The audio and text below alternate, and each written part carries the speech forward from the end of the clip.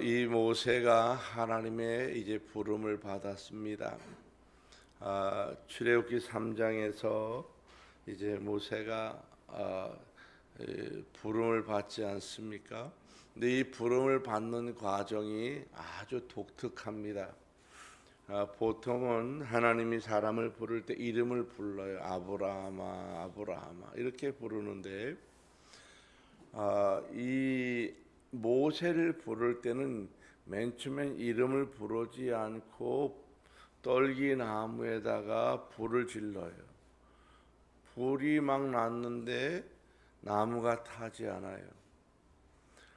이거는 초자연적인 현상이고 한 번도 그런 일이 일어나지 않았는데 그곳에서 일어났습니다. 모세가 그것을 보고 너무 신기해서 이제 다가가니까 하나님이 모세를 부르시면서 신발을 벗으라 이야기하시고 이제 하나님께서 모세와 이야기를 나누십니다. 그 떨기나무는 우리가 생각하는 그런 소나무, 배나무, 사과나무 그런 나무가 아니에요. 이 성경에서 말하고 있는 이 떨기나무는 지금 우리나라로 보면 복분자 나무 같이 생겼어요. 그래서 덩쿨이에요. 덩쿨이 또 모여 있어요. 덩쿨로. 단연 동안 이렇게 덩쿨로 이렇게 있습니다. 이 복분자 나무는 다 가시가 있어요. 가시가 있고 꼭 다발로 모여서 살아요. 한 줄기만 모여서 사는 그런 복분자는 없습니다. 여기에 불이 붙었어요. 이 떨기나무라고 하는 것은 이스라엘 백성들을 의미합니다. 이스라엘 백성들이 모여서 살 것을 말하는 거예요. 또 공동체 생활을 말하는 거예요. 이스라엘 백성이라고 하는 것은 이렇게 각자 있는 게 신앙생활이나 믿음의 생활은 내가 홀로 하는 게 아니에요. 각자 하는 게 아니에요. 이렇게 한 공동체로 하는 것입니다. 여러분께서 이 현대인들이 누가 간섭하고 보는 것을 별로 좋아하지 않아서 사람들이 큰 교회를 선호해요. 그러고 그냥 혼자 조용히 가서 조용히 예배만 드리고 오는 것을 사람들이 선호해요. 그래서 이름도 없이 빛도 없이 조용히 가서 그냥 내가 예배 드리고 혼자 온다.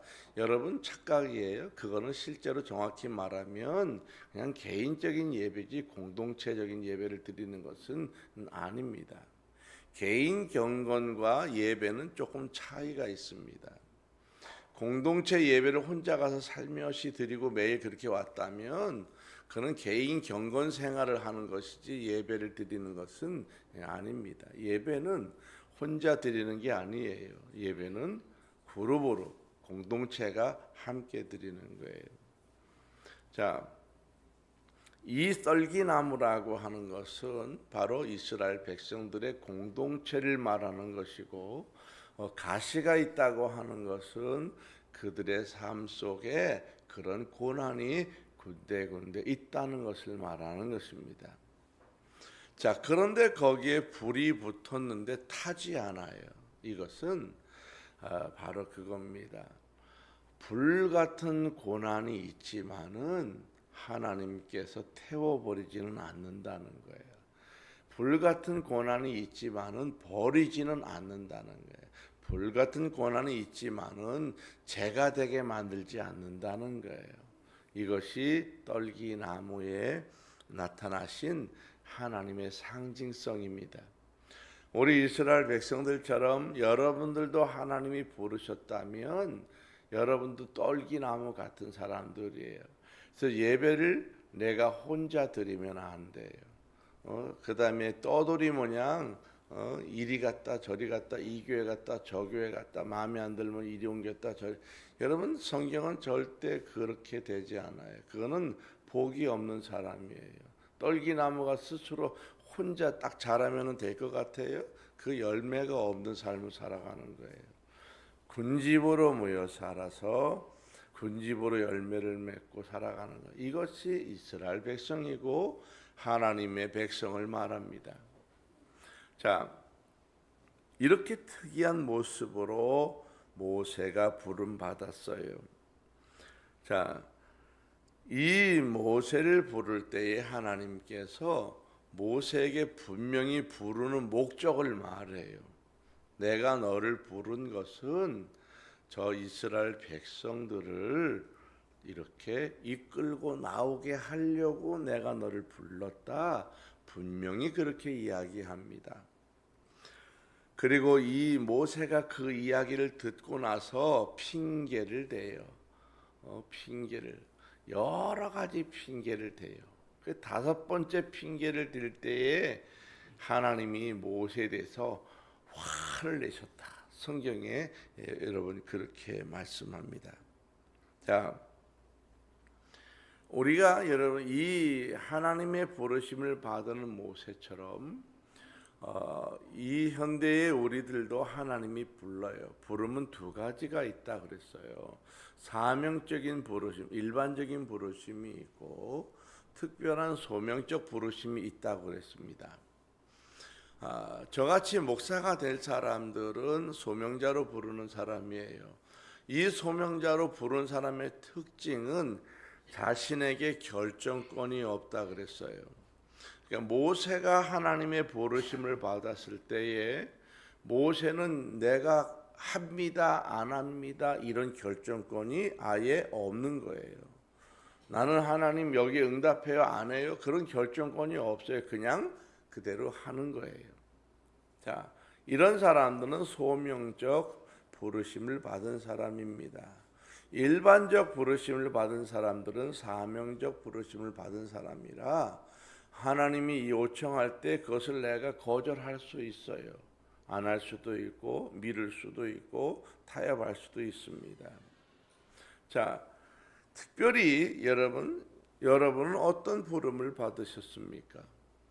소명적 부르심입니까? 사명적 부르심입니까? 물론 여러분 생각에 사명적 부르심이다라고 다 말할 수 있습니다.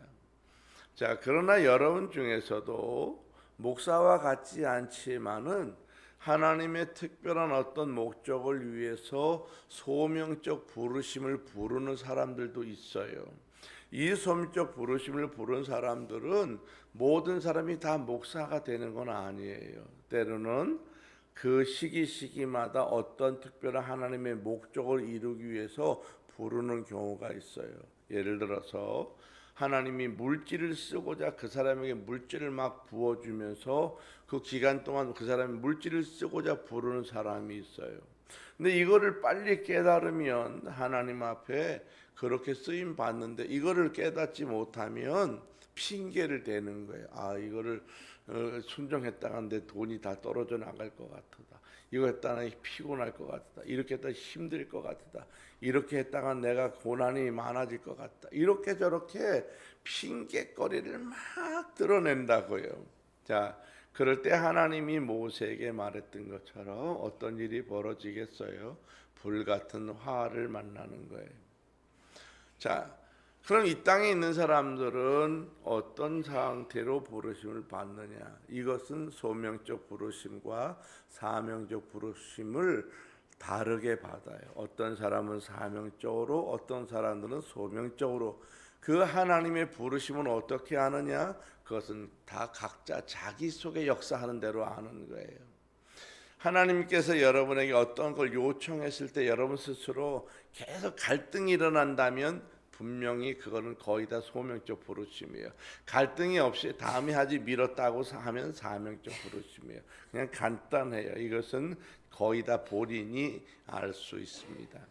자, 그러나 이러한 하나님의 부르심에 대해서 응답하지 아니하면 어떤 일이 벌어지느냐? 그것은 광야 시간이 길어지는 거예요.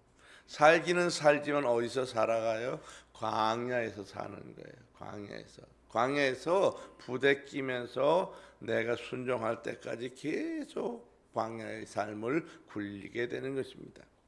자, 이스라엘 백성들을 위해서 준비시킨 모세의 신분은 무엇일까? 자, 모세가 가진 명칭이 여러 가지가 있습니다. 모세가 맨 처음에 나일 강가에서 애굽의 바로 공주에게 이제 데려가잖아요. 그 공주가 데려가서 그를 길렀어요. 그래서 태어나면서부터 이 모세가 40세까지는 그의 신분이 뭐예요? 왕자님이에요. 왕자님. 자, 그러고 이 40세에 살인 사건이 일어나서 광야로 도망갔잖아요. 도망갔고 나서 이제 40세부터 80세까지 모세의 명칭은 뭐예요? 그 모세는 양치기님이에요. 양치기님. 자, 그리고 이제 이 모세가 드디어 80세가 돼서 하나님의 부르심을 받았어요. 이 80세의 부름을 받을 때의 명칭이 뭐냐는 거예요. 명칭이. 이 80세의 부름 받았을 때의 모세의 명칭은 하나님의 대행자입니다. 모세는 대행자로 부름 받은 거예요. 모세는 주권자로 부름 받은 게 아니에요. 이 대행자라고 하는 것은 그 역할이 여러분 전달자입니다. 전달자. 모세는 하나님의 대행자로 서기만 하면 되는 거예요. 모세가 할 일은 그냥 순종이지 자기가 무엇을 해내는 게 아닙니다. 자신의 생각이 필요하지 않아요. 계산도 필요하지 않습니다. 하나님의 말씀을 들었다고 하면 그 말씀을 그대로 행하면 되는 것입니다. 이 대행자라고 하는 것은 딜리버리 하는 사람이에요. 택배 아저씨하고 똑같아요. 여러분 집에 택배 아저씨가 오지 않아요? 밤에 오고 새벽에 오고 다 오잖아요. 올 때 택배 아저씨가 물건을 들고 이 물건이 뭐가 들었나 막 고민을 하고 이것을 어떻게 쓸까 고민을 하고 이것을 전달해야 말해야 되나 여기다 놔줘 이런 고민 아무도 안 해요. 이 택배 아저씨는 딱 보고서 그냥 정해진 양쪽 딱 두고만 가면 되는 거예요. 이거 하나가 목적이에요. 이게 딜리버리 하는 사람이에요. 모세는 왜 부름 받았느냐? 대행자로 부름 받았어요. 하나님이 모세에게 화를 내는 이유가 뭐예요? 핑계를 막 늘어놨지만 화를 내는 이유가 뭐예요? 너는 네가 할 일이 없다는 거예요. 너는 가서 그냥 입만 빌려주면 돼. 우리가 예수님을 바라볼 때에 예수님이 십자가를 지심에 있어서 예수님은 하나님의 대행자로 이 땅에 오신 거예요. 예를 들어서 우리가 가진 죄의 문제를 하나님이 직접 앞으로 죄가 없다고 할게 싹 없어 이렇게 할 수 있어요. 그런데 하나님은 일을 그렇게 하지 않으신 거예요. 하나님의 대행자가 필요해요.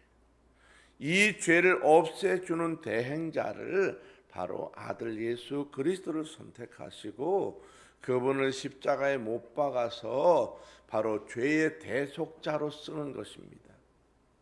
예수님은 그래서 하나님 앞에 핑계를 대지 않아요. 한 번 핑계를 댔지만은 즉시 뭐라 그래요? 회개하고 아버지 뜻대로 되기를 원합니다. 그래서 예수님이 그 뜻대로 순종해서 십자가에 못 박히고 돌아가심으로 말미암아 하나님의 구원의 역사가 우리에게 이루어지는 것입니다. 하나님의 대행자가 있기 때문에. 모세도 하나님이 대행자로 세운 거예요. 모세를 주권자나 권력자로 세우는 게 아닙니다. 하나님이 모세를 하나님의 대행자로 세워서 갑니다.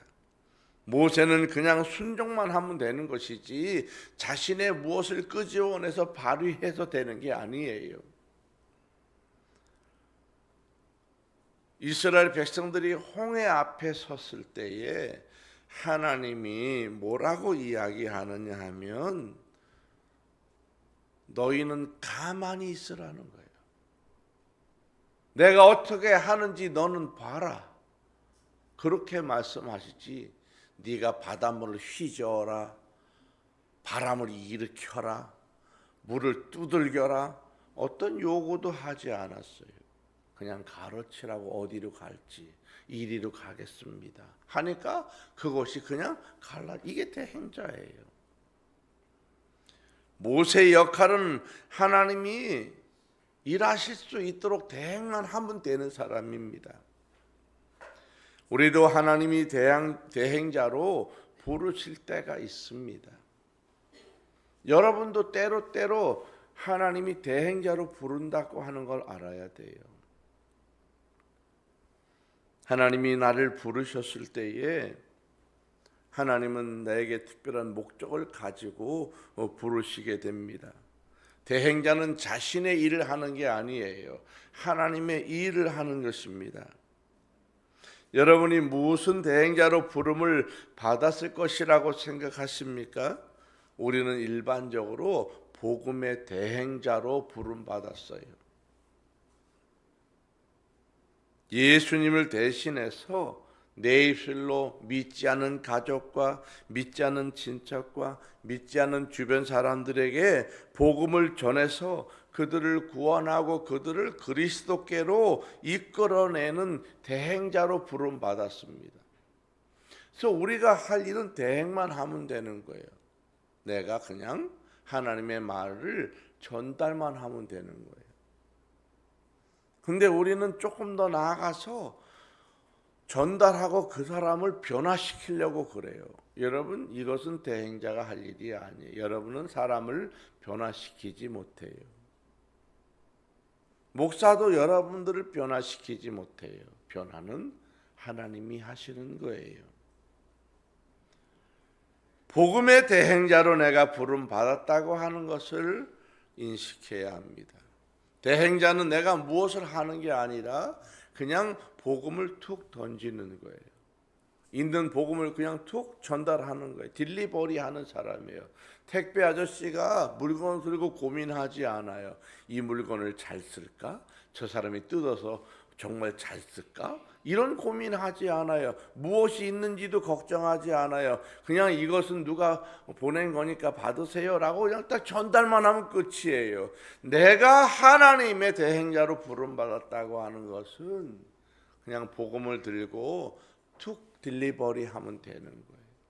내가 만나는 사람에게 예수님을 쭉 전달하고 당신은 죄인입니다라고 하는 걸 전달하고 당신은 하나님 앞에 서야 됩니다라고 하는 걸 전달하면 되는 것이지 그 사람이 믿을까 안 믿을까 올까 안 올까 이런 걱정까지 할 필요가 없는 것입니다. 예수님 대신에 내 입술로 이것을 전달해야 될 대행자의 역할이 바로 내게 주어졌습니다. 오늘 성경의 출애굽기 5장에는 바로 이 대행자의 역할에 관한 내용이 나옵니다. 모세가 하나님의 계획을 바로 앞에 전달해요.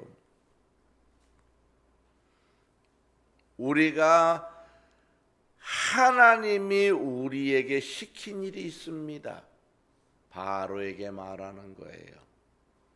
하나님이 우리에게 나타나셔서 3일 동안 걸어가서 광야에 가서 그곳에서 예배를 드리라고 하나님이 말씀하셨습니다. 그러니 바로 왕이요 우리로 예배를 드릴 수 있도록 허락해 주십시오.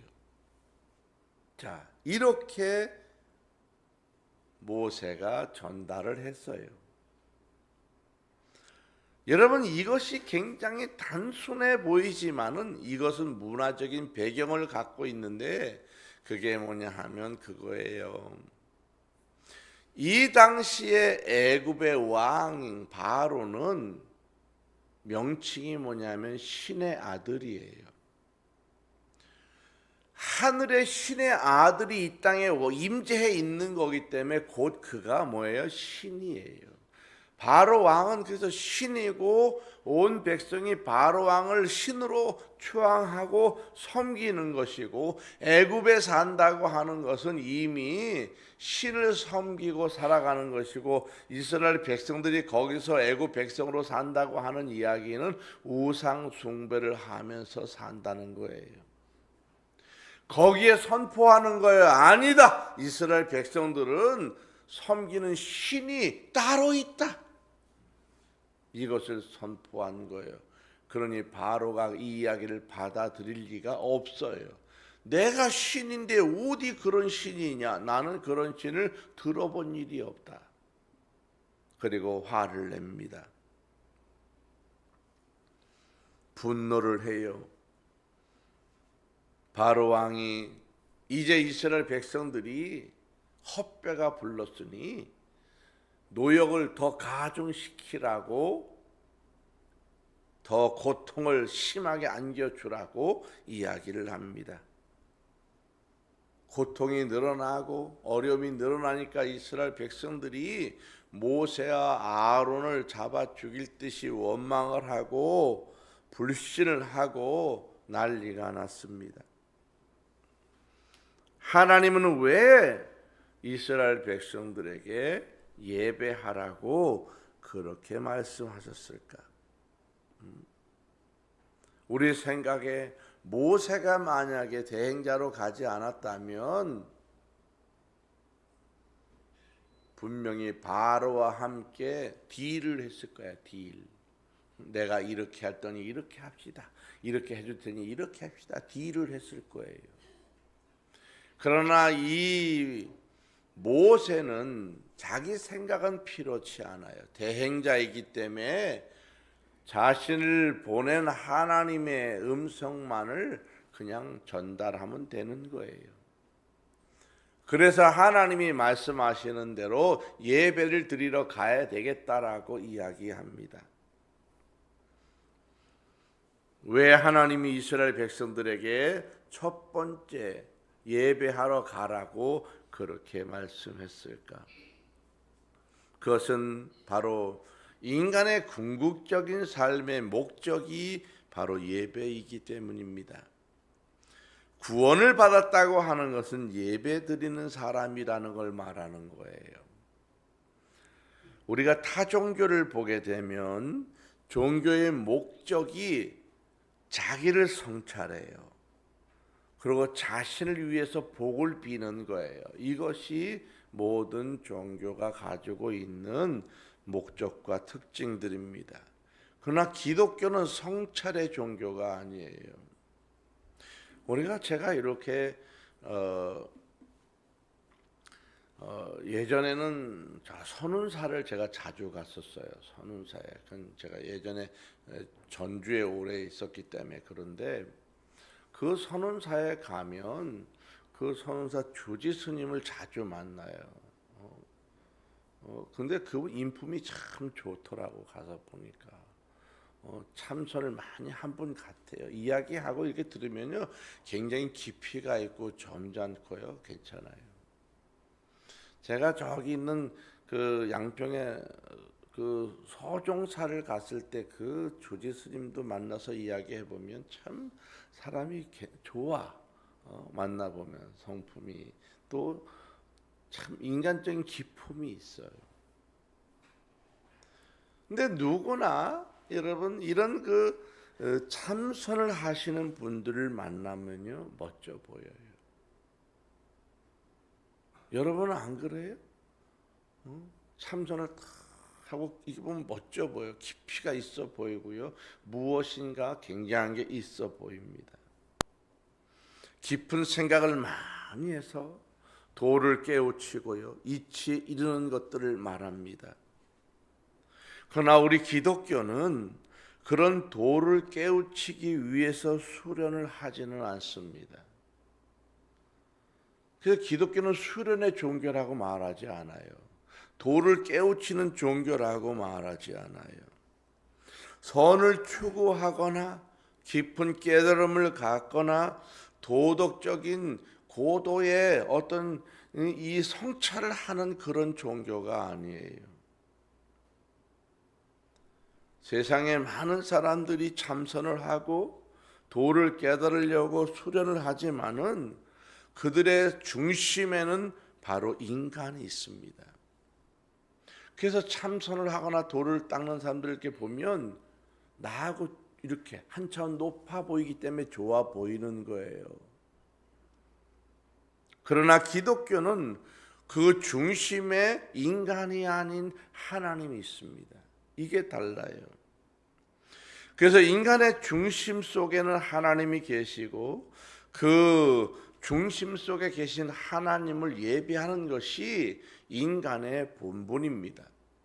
그래서 모세가 이스라엘 백성들을 이끌어내기에 첫 번째 하는 것이 바로 예배를 해야 되겠다라고 선포하는 것입니다.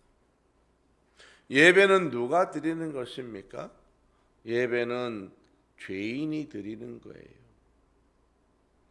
예배는 완벽한 사람이 드리는 것이 아닙니다. 인간을 구원하시는 초점이 뭐냐 하면 바로 하나님을 배반하고 떠난 인간이 다시 하나님께로 돌아와서 죄를 씻어내고 하나님의 특별한 은총을 누리는 것, 이 예식 자체를 합쳐서 예배라고 말합니다. 그러면 예배는 한마디로 말하면 무엇이냐? 하나님과 인간이 즐거운 교제하는 시간을 예배라고 말합니다. 우리를 만드신 하나님에게 찬양을 하고 하나님을 섬기는 것이 예배입니다. 타락한 인간의 모습은 뭐냐 하면 예배를 싫어하는 거예요. 타락한 인간의 모습은 바로 예배를 방해하거나 예배를 멀리하거나 예배를 등하시하거나 예배를 귀찮게 여기거나 예배를 하찮게 생각하는 것 자체를 바로 타락한 인간의 모습으로 보는 것입니다.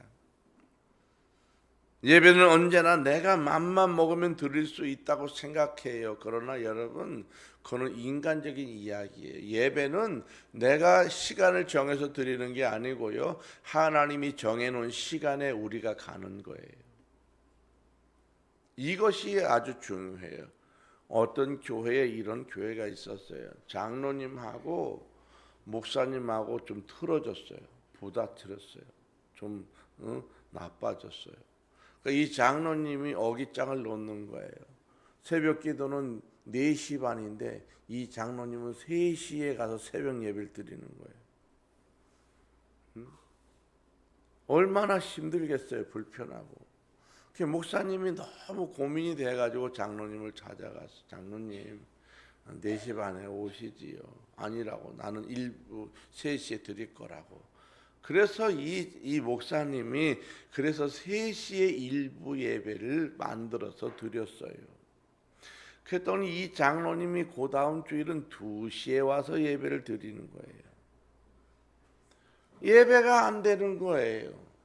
어깃장을 놓는 거예요. 이것은 예배가 아니에요. 예배는 내가 시간을 정해서 오는 게 아니고요, 정해진 시간에 내가 오는 거예요. 하나님이 오늘 모세를 통해서 뭐라 그래요? 3일 길을 걸어가라. 그곳에서 예배를 하라. 하나님이 장소를 정해주고 시간을 정해주는 거예요. 이것이 예배라고 하는 것입니다. 예배는 인간이 중심이 아니고 하나님이 중심이에요. 예배는 그래서 주보에 있는 시간이 정해져 있잖아요. 그것이 그 교회의 공동체 가운데 약속된 예배입니다. 구원받은 사람은 제일 먼저 회복해야 될 것이 바로 예배입니다. 이사야 43장 21절에 보면 이 백성은 내가 나를 위해서 지었나니 나를 찬송하게 하려고 함이다라고 말씀합니다. 예배를 드리기 위해서는요, 애굽을 떠나야 하고요, 절기를 지키기 위해서는 바로를 떠나야 되는 거예요. 애굽 땅에 있는 동안은 예배를 못 드리는 거예요. 새로운 절기와 제사와 하나님 앞에 예배를 제대로 하려면 바로 옛 생활로부터 단절해야 되는 거예요. 그래야 예배가 시작됩니다. 잘못된 과거로부터 단절하지 아니하면 그것은 예배에 들어갈 수가 없습니다. 잘못된 문화, 잘못된 습관, 잘못된 관심으로부터 단절하지 아니하면 예배가 가능하지 않아요. 예배를 드리지 못하게 만드는 것은 결국 내가 하나님과 단절되는 것을 말하는 것입니다. 우리가 여러분 우리나라의 아주 잘못된 생각 중에 하나, 예배를 방해하는 게 뭐냐면 체면 문화예요. 체면 문화. 체면 문화. 이 체면 문화 때문에 무슨 결혼식, 또 무슨 식, 이거 있으면 꼭 그날이 주일날 하잖아요. 그러니까 체면 때문에 거기 가야 된대. 하나님께 체면은 중요하지 않아. 인간의 체면이 중요해. 그 사람은 그렇게 생각하지 않아요. 요즘 봐봐요. 목사님들 세계에서는 결혼식장에 사모님 데리고 오지 말라고 다 말해요. 왜 그런지 알아요? 결혼식 하면은 축의금이 10만 원이에요. 근데 밥값이 5만 8천 원이래. 사모님 모시고 가면 마이너스가 되는 거예요. 요즘에는요 5만 원 이하짜리 밥이 없어요. 진짜예요. 그래서 서로 다 반갑게 맞이하지만요 목사님들 세계에서는 다 알아요. 모시고 가지 않아요. 더 좋은 것은 계좌이체 해주는 거예요. 진짜예요. 이게 일반적인 거예요. 왜 그만큼 삶이 빡빡하고 어렵다는 거예요.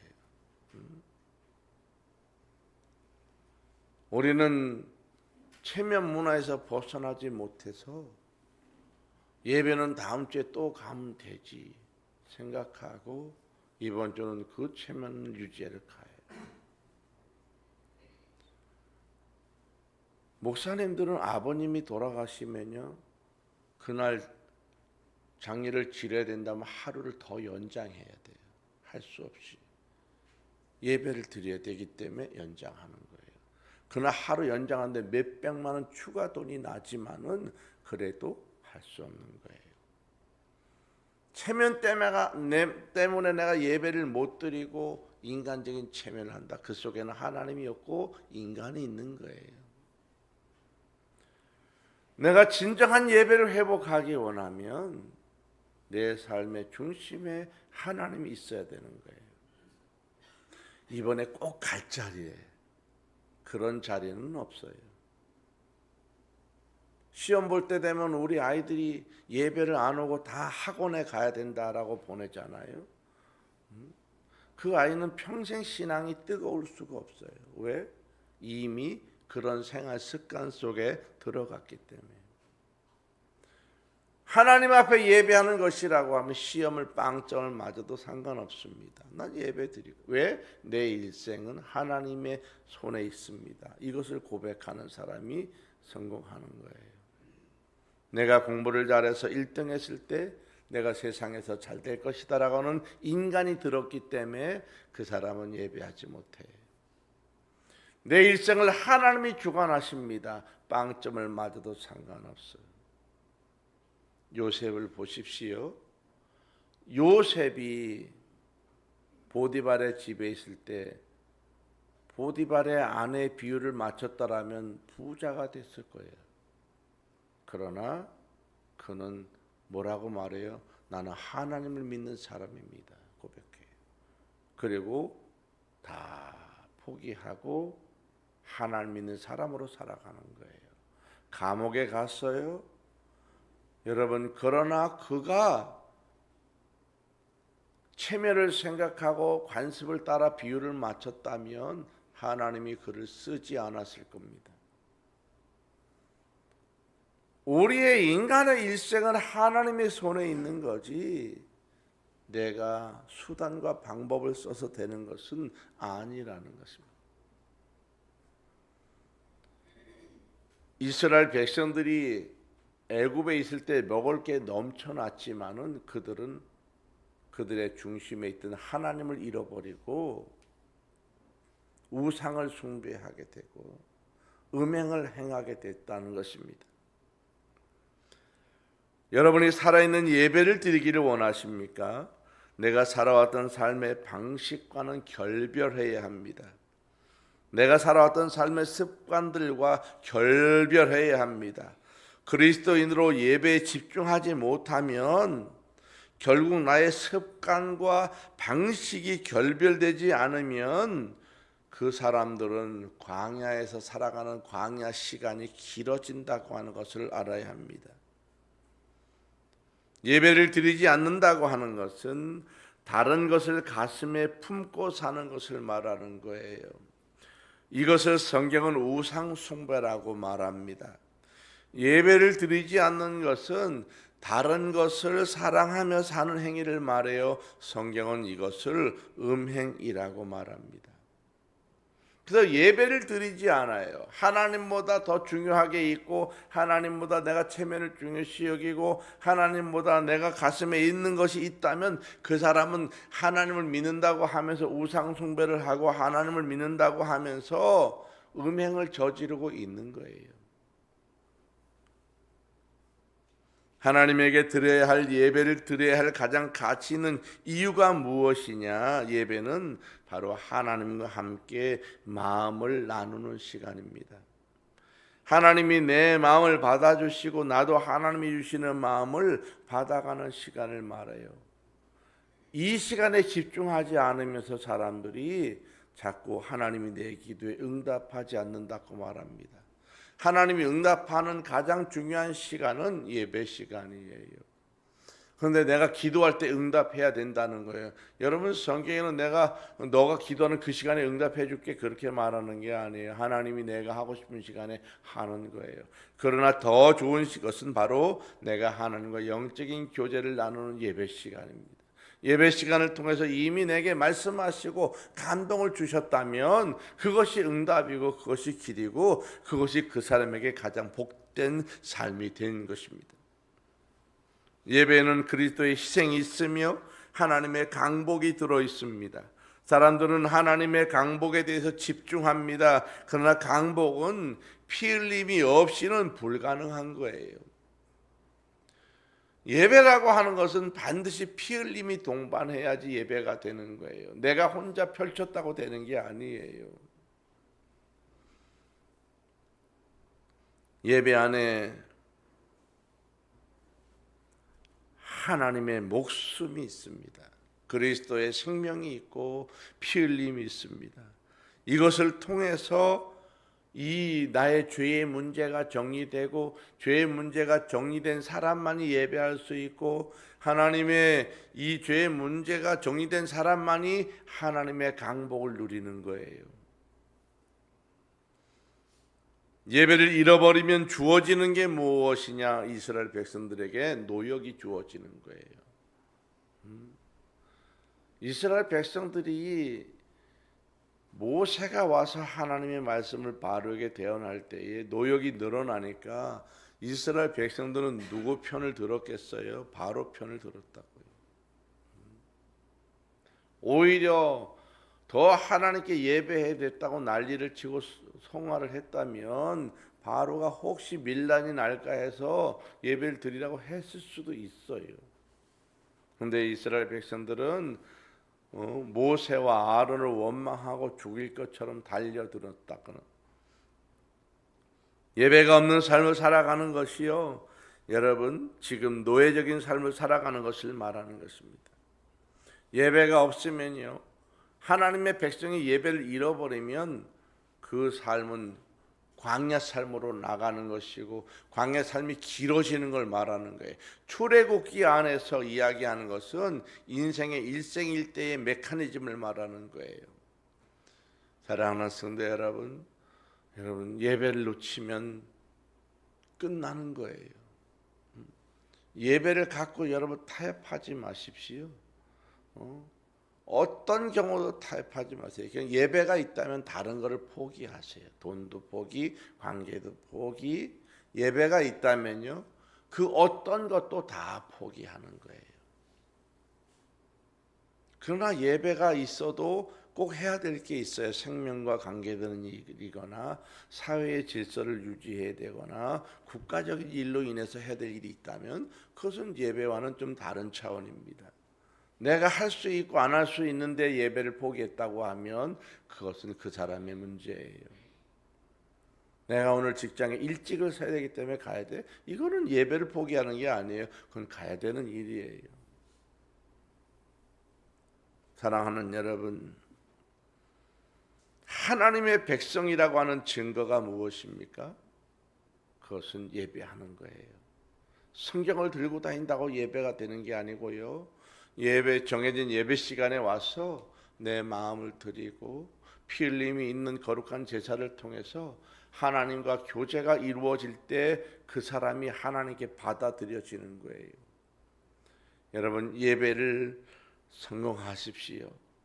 예배를 통해서 여러분의 삶의 길을 여십시오. 예배를 통해서 여러분 자녀들에게 예배를 통해서 살아가는 모습을 보여주십시오. 하나님이 그 가문을 쓸 줄로 믿습니다.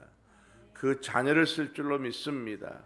예배를 통해서 여러분의 세계적인 인물이 반드시 나올 줄로 믿습니다.